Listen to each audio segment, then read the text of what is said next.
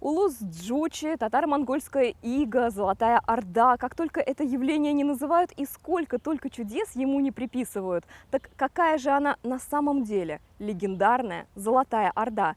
Давайте узнаем сегодня вместе, так что алга, и распутаем эту паутину истории. А легенд за прошедшие века вокруг Золотой Орды напуталось много. Одно из крупнейших государств, причем не только своего времени, протянувшееся по территориям современных России, Украины, Казахстана, Узбекистана и Туркмении. Золотая Орда, она является концентрацией не только прошлого, но ее присутствие проявляется и сегодня. Многие народы Евразии, многие государства, их особенности проистекают чертами и тесно связаны с этим государством, своей историей. Изначально Орда не была ни Ордой, ни тем более Золотой. Называлась она Улус Джучи, и здесь все просто и логично. Улус означает область, Джучи – имя старшего сына Чингисхана, которому эти земли и принадлежали. Со вторым названием татаро-монгольская ига все тоже, казалось бы, логично, но уже не так просто. Само это понятие, придуманное немецкими учеными в XIX веке, является историческим нонсенсом, потому как такого народа никогда не существовало. В Золотую Орду входили и монголы, и татары, но было и немалое количество узбеков, болгаров, потомков хазар, русских бродников, мордвы, марийцев, удмуртов, коми-пермяков и еще с десяток национальностей. И, наконец, Орда какая? Золотая. Если верить легендам, то золото у властителей Орды было с избытком. Настолько, что им отделывали и походную юрту хана, и его походный же трон, и даже на сбрую лошадям оставалось. Само это понятие было придумано романтичными московскими книжниками уже постфактум, в XVI веке, когда Золотая Орда распалась. Есть разные версии по поводу этого, шатров, тронов и все остальное, но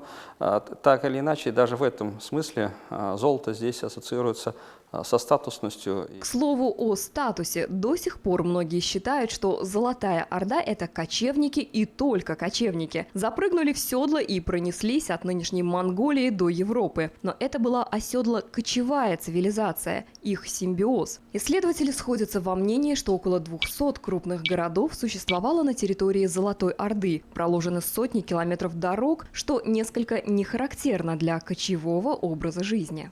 Если говорить о крупных городах, это столица Золотой Орды, сейчас она известна как селитренное городище Сарай-эль-Махруса, он расположен недалеко от Астрахани.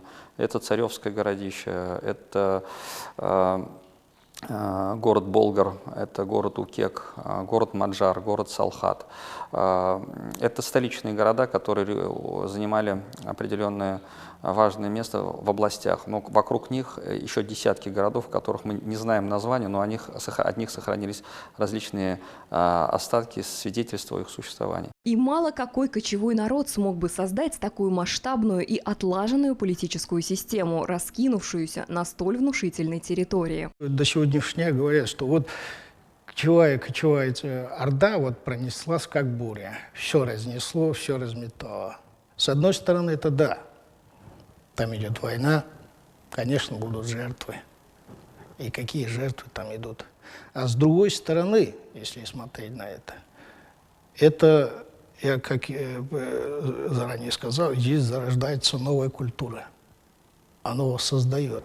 О Золотой Орде сказано и написано много, но практически все исследователи сходятся во мнении, что явление это было уникальным, и прежде всего выделялось оно своей, нехарактерной для того времени, политической структурой. Иерархия была достаточно жесткая, то есть она выстроена на вертикали. Полнота власти в любом случае сосредотачивалась в руках хана. Хотя участие в управлении знатных родов, различных знаменитых деятелей, оно находит свое отражение, они оказывали влияние и в управлении и формировании власти. Здесь такие известные деятели можно назвать, как Идыгей, Нагай, Мамай. Они никогда не были ханами, но их влияние было очень серьезное. Сильная, централизованная, но при этом неизменно кочевая цивилизация, которые до сих пор применяют определение «самое». Но и она не устояла под тяжестью веков и междоусобиц. Ордынское золото потускнело, ханы оказались не такими всемогущими, и великий улус Джучи из необъятных степей перебрался на страницы учебников, но при этом еще больше оброс легендами.